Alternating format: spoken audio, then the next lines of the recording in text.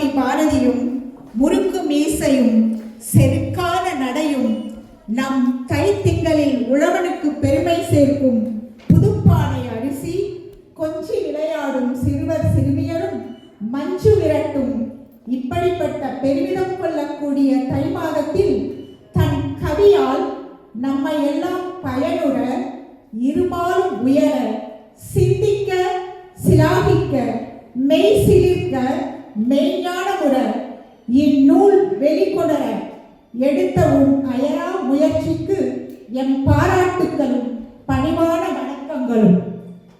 இங்கு குழுமி இருக்கும் அரியோர் பெரியோர் சான்றோர் சிறார் அத்தனை பேருக்கும் வாழ்த்துக்களை கூறி நீ வாழ நாம் என அந்த முத்தான கெத்தான எம் அறிவை தூண்ட அறிவால் படித்து மனதால் எம் நல்லெண்ணங்களை தூண்டச் செய்த உமது 7ஆம் அறிவு 7 என்ன 8ஆம் 9ஆம் 10ஆம் அறிவுக்கு எங்கள் சமர்ப்பணம்.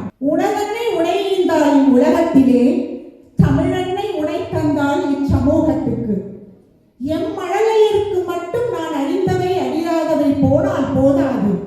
ஆம், நான் பெற்ற என் மழலையருக்கு மட்டும் நான் அறிந்தவை அறியாதவை போனால் போதாது. இச்சமூகத்துக்கே என் தமிழின உறவுக்கே என்னால் சில துளி என் எழுத்தால் பயனுண்டனில் கஷ்டம் நஷ்டம் என எது வந்தாலும் எனதன்னை மரியன்னையின் அருளால் நீ வாழ நான் என சிந்திய உன் முத்துக்களால் ஆன தொகுப்புக்கு எம் சிறந்தாள் வணக்கம். அன்பின் மிகுதியால் எம்பால் நீ வைத்த அன்பின் மிகுதியால் வடிவான எழுத்துக்களால் சொற்களாக்கி சொற்கள் சேர்த்து வாக்கியங்களில் சில கோர்த்து எமது அறிவை பெருக்க சிந்திக்க அதன்படி நடக்க நீரெடுத்த சிரத்தைக்கு எம் சிறந்தாள் வணக்கங்கள். ஓடா நதியாய் ஒரு புதிராய் நாடெல்லாம் வீசாத தென்றலாய் வீசும் தமிழ் பெருமை பேசாத வாய் உயிரற்றவரின் வாய். புத்தக வாசிப்பு குறைந்து வரும் இக்காலத்தில் தமிழுக்கு உயிர் கொடுத்த உனதறிவு என்றும் போற்றத்தக்கது. படித்ததெல்லாம் பிடித்தது. படித்ததெல்லாம் பிடித்தது. நேரமின்மை காரணம் படித்ததில் மிக மிக பிடித்தது என்ற வகையில் சிலவற்றை கோடித்து சிலவற்றை நவீன சாதனமாம் இசையுடன் ஒப்பிட்டு கூறவே நீ வாழ நான் கூறுவேன். இப்பொழுது இந்த ஆணையூரானை மறுபடியும் வாழ்த்தியேன்.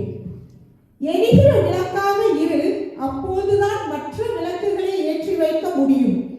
இவ்வரிகளை படித்ததும் ஒரு ஆசிரியராக எனக்கு நினைவில் வந்தவை, ஒரு பள்ளிக்கூடத்தை திறப்பதனால் சில சிறைச்சாலைகள் மூடப்படுகிறது. ஒரு பள்ளிக்கூடத்தை நீ திறப்பதனால் சில சிறைச்சாலைகள் மூடப்படுகிறது. ஒளி விளக்காக மற்றவருக்கு பயனாக இரு என்பதே அது. அடுத்து, அன்பு நிறைந்த இன்சொல் இரும்பு கதவை கூட திறக்கும். எவ்வளவு உண்மை!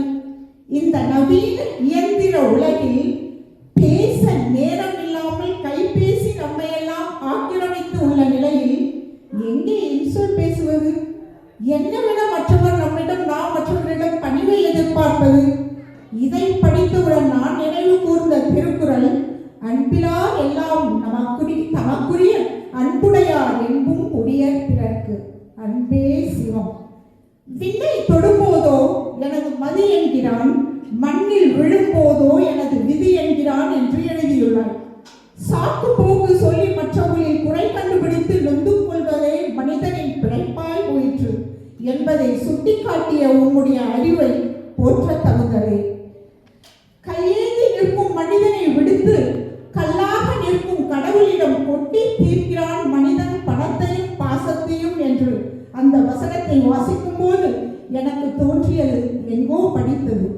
நீ 1000 கோயில்களுக்கு சென்று நெற்றி நிறைய விபூதியும் குங்குமத்தையும் பூசிக்கொண்டு உருட்டு பிறண்டாலும் இல்லாதவனுக்கு நீ கிள்ளி கொடுக்கவில்லை என்றால் அந்த இறைவன் கூட உன் வேண்டுதல் கேளான் என்பதே அது.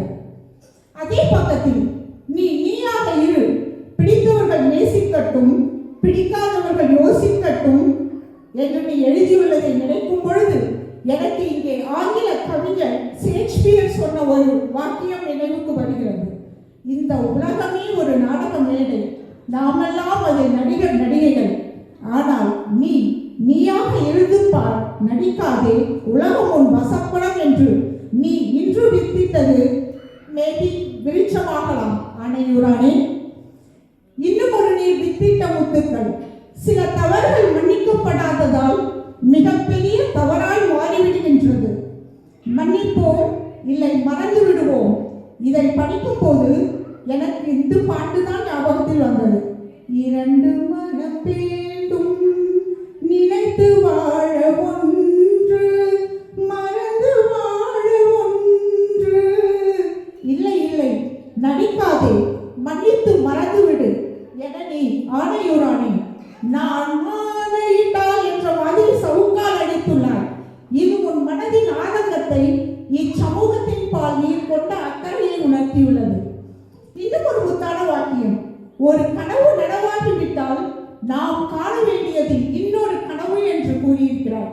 காலம் சென்ற, காலத்தினால் வென்று அழிக்க முடியாத டாக்டர் அப்துல் கலாம் ஐயாவின் முதற்கண் தத்துவமே கனவு கால் இளைஞனே.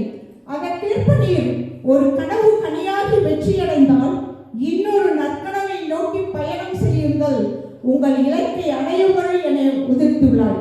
நேர்த்தி, நெற்றியடி.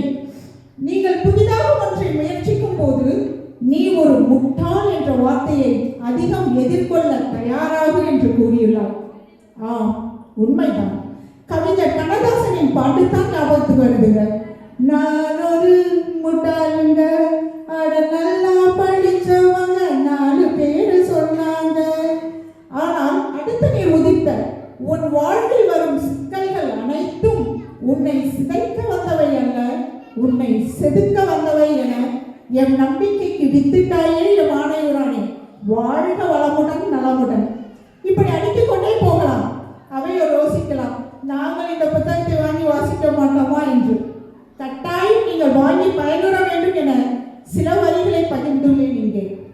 உமையெல்லாம் அதன் பால் ஈர்க்க.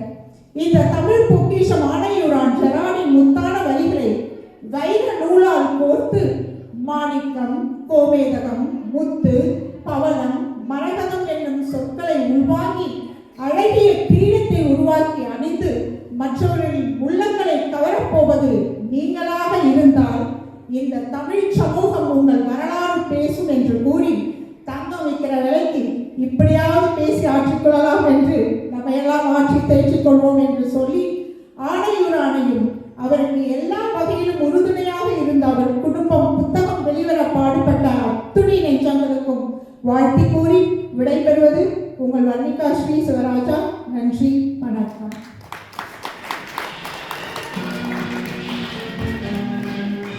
சிறப்பாக